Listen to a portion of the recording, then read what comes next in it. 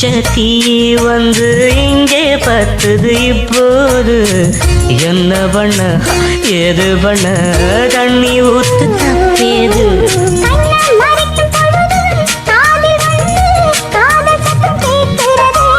கள்ள பார்வை பார்த்து கதையை ரசிக்க கண்ணு ரெண்டும் துடிக்கிறது. மனசு கொஞ்சம் மட்டுப்படுத்து, என்னையும் கொஞ்சம் கட்டுப்படுத்து. மனசு கொஞ்சம் மட்டுப்படுத்து, என்னையும் கொஞ்சம் கட்டுப்படுத்து.